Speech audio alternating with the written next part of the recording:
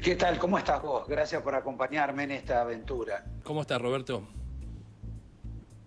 Acá estamos, empezando el programa Ujú. y quisiera empezarlo con una cita medianamente tranquila. Uno pensando en tanta gente que está haciendo la cuarentena, padeciendo en alguna medida la cuarentena y aconsejando que hay que ver el lado bueno Sí. de la cuarentena.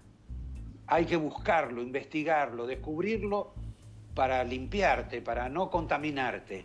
Y luego quiero hacer una cita que apareció, un cartel en una iglesia anglicana de los Estados Unidos, donde dice que ahora es momento de amar como amaba Jesús, pero también de lavarse las manos como hacía y recomendaba Poncio Pilatos. A partir de esto, lo que me interesa hablar, y aparte de los números estadísticos que tenemos hoy, me gustaría hablar sobre un dato que permanece estable, afortunadamente estable, según los datos oficiales de la viceministra de Salud. Son los internados en terapia intensiva, que oscilan aproximadamente entre 80 y 90 desde hace varios días. ¿Esto qué significa? Aquí es algo que me parece que no se ha analizado mucho. Significa que la Argentina no va a tener, como se anunció en algún momento por alguna máxima autoridad de infectología, que iba a tener un pico brutal para abril. No lo tuvo.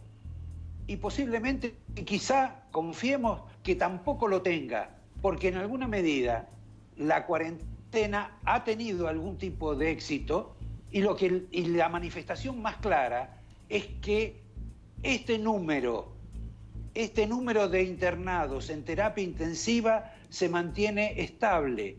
Algunos de ellos van a morir, pero lo cierto es que no va a haber en principio miles de muertos como se imaginaba. Este es el primer punto. No sé si vos me querés preguntar algo al respecto. No, digamos, hay un detalle que me parece muy importante a propósito de lo que vos decís, Roberto, porque hoy ha habido una reunión del gobernador Axel Kicillof con los intendentes del Gran Buenos Aires, porque justamente la mayor preocupación que hay hoy en el gobierno, por la información que además circuló en esa reunión, está centrada en lo que pueda pasar en el conurbano. ¿Y por qué? Porque eso está también vinculado con las camas de terapia intensiva que puedan haber preparadas en caso de que se dispare una masividad en los contagios en el Gran Buenos Aires. Me parece que esa cifra de camas disponibles para terapia intensiva puede empezar a flaquear. Al menos eso es lo que ha trascendido hoy en este encuentro, donde incluso los intendentes, Roberto, pretenden cerrar aún más la cuarentena en este tiempo, justamente para tratar de postergar lo más en el tiempo que se pueda la llegada de algún pico, si es que efectivamente en algún momento llega ese pico. Sí, claro, pero primer punto, me parece que la Argentina, según tengo entendido por algunas fuentes de seguridad y altamente confiables, la Argentina tiene, en el caso de los respiradores y en el caso de las camas, una protección medianamente importante. El problema mayor que hay no es la carencia de esos elementos o instrumentos, sino la dificultad que va a haber de personal sanitario para instrumentarlos. Claro. Porque es como un equipo de fútbol donde juegan muy bien 11, pero después no tenés banco. Y este es uno de los problemas principales. De cualquier modo, quiero insistir con el tema de las personas que están en terapia intensiva. Son 93. Esto demuestra que en alguna medida sería controlable el fenómeno del coronavirus en la Argentina. Obviamente no sabemos mucho, porque no sabemos por qué en un país como India, con más de 1.000 millones de habitantes, casi tienen los mismos datos de la Argentina, que tenemos 44. Es sorprendente. Tampoco sabemos, se decía que el tema del calor ayudaba mucho para que no se expandiera en este caso la pandemia. Sin embargo, tomás el caso de Guayaquil y vas a ver que hay entre la desorganización y las dificultades y los errores, has tenido una masacre de gente. Pero insisto, en el gobierno hoy la discusión principal en el tema sanitario, y después vamos a pasar a otros capítulos, pasa por la cuestión de los test. ¿Cuántos test se deben hacer? ¿Qué test se deben hacer? Y hay algún tipo de discrepancia donde vamos a tener ahí a uno de los protagonistas en este programa, porque hoy en este programa tenemos dos personas que nos van a iluminar particularmente sobre el tema del coronavirus y también sobre el tema del coronavirus y su incidencia con la economía.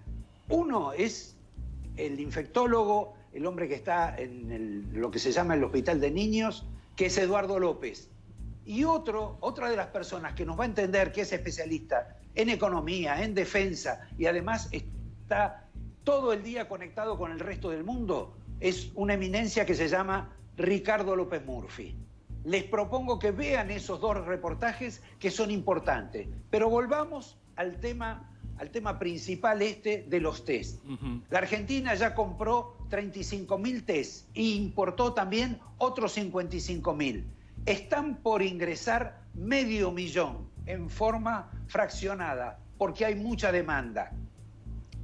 Pero la pregunta es, cada paciente en realidad requiere 3 test. El primero que determina que está enfermo.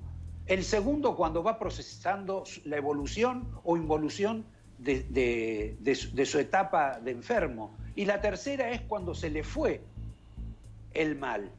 En consecuencia, la necesidad de testeos es casi infinita en algún sentido.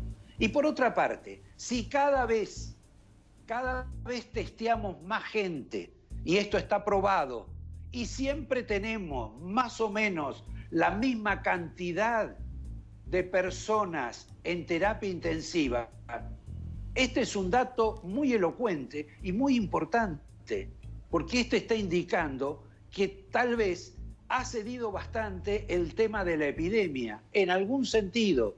No es para arriesgar, para hacer aventuras, pero la verdad que esta es una situación donde, bueno, el tema de la cuarentena a nosotros nos alarma mucho, en muchos casos no las podemos compartir, el mundo está viviendo esta situación como una especie de acontecimiento absolutamente extraordinario, brutal, y cuando quizá debería considerar que verdaderamente hay una serie de pérdidas mucho más inconmensurables quizá que la gente que se pierde con el tema del coronavirus, sobre todo si todos pensamos que es una guerra.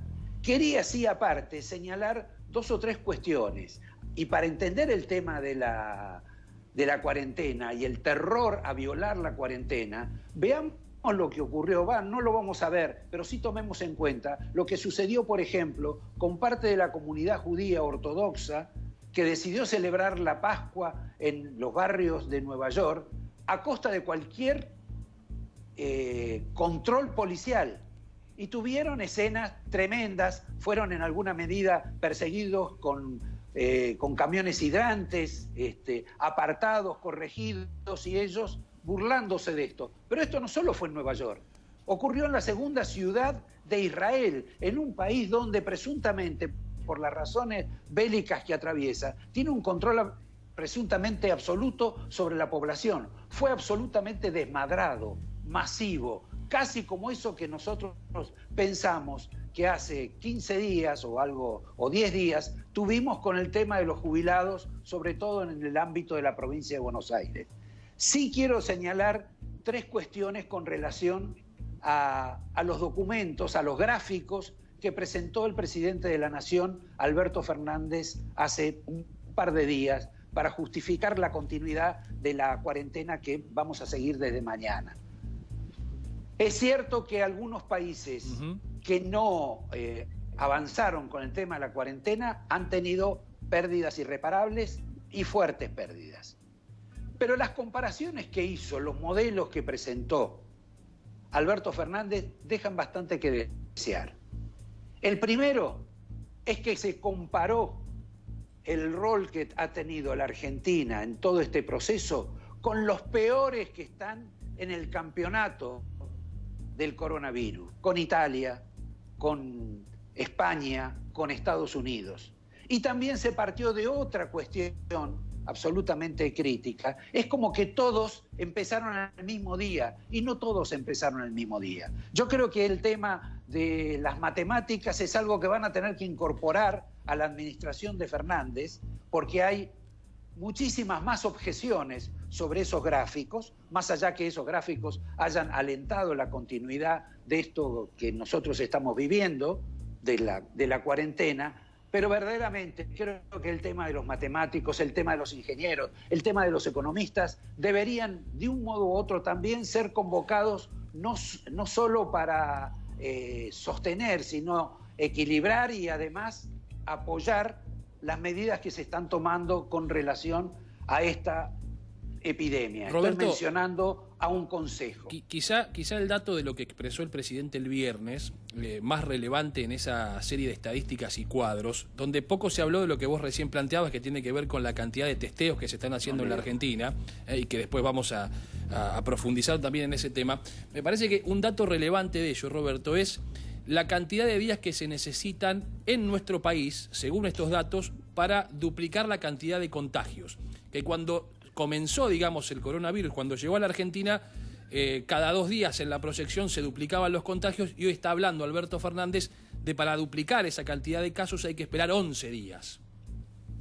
Sí, pero vos tenés 83 personas en terapia intensiva.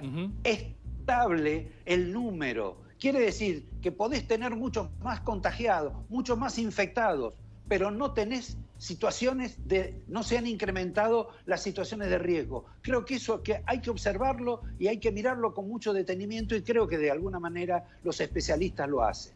Pero vamos a suspender un poquito esto para pasarnos a la cuestión esta que se planteó el dilema entre vida y economía. Hoy hay una realidad planteada por el gobierno de la ciudad. No hay sangre. Y no hay sangre porque la gente no puede desplazarse para ir a donar, por infinidad de razones. Y esto tiene que ver con un componente que tiene que ver también con esta cuarentena. Y es la cuarentena, el impacto económico que está produciendo.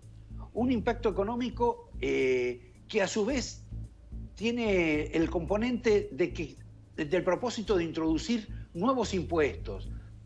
Muchos dicen, bueno, total son a las grandes fortunas, pero la verdad es que esto de poner impuestos sobre impuestos, esto de ser casi el único país del mundo que quiere subir impuestos cuando todos los demás países bajan los impuestos, es sorprendente. Y es sorprendente porque en alguna medida oscurece la posibilidad de inversiones en la Argentina, porque si uno va a tener dificultades en el futuro para comprar un departamento en un pozo, las dificultades mayores van a ser porque no hay quien haga un edificio de 40 pisos para satisfacer el que invierta en ese pozo. Esta es parte de la realidad argentina, y con un agregado. En Francia, el expresidente Hollande un día le metió impuestos brutales a las grandes fortunas francesas. Un gran acto. ¿Qué hicieron grandes fortunas francesas? Se fueron de Francia. Yo creo que estas cuestiones también deben ser analizadas y discutidas, no solo en el Congreso de la Nación, sino antes que lleguen al Congreso de la Nación por un consejo de especialistas, por alguien que lo ayude a Fernández. Y después, bueno, se verá si en el Congreso o no salen estas cuestiones. Quiero decir 2 o 3 cuestiones más. Una, el jueves presenta a la Argentina su oferta sobre la deuda a los tenedores de bonos bajo la ley Nueva York. Obviamente periodos de gracia, obviamente quitas, habrá negociación. Es casi una discusión bizantina, porque con esto de la pandemia nadie sabe quién va a pagar, cómo no va a pagar, y esto lo vamos a hablar con Ricardo López Murphy, que también sobre esto nos va a iluminar. Tiene datos muy importantes y además es bastante optimista. Y por último, en este país han bajado los robos, 90% dicen. Lo que no ha bajado es el pago de coimas en el Estado. Los que se han descubierto, lo que se sabe, lo que es público. Tanto que hasta uno de los señores de estos que se enriquecía, supongo, con las ventas al Estado, tiene que tener parado ahora un hotel en Miami, porque nadie le va a aceptar un cheque a este caballero que está asociado con alguien que tiraba chanchos desde un helicóptero.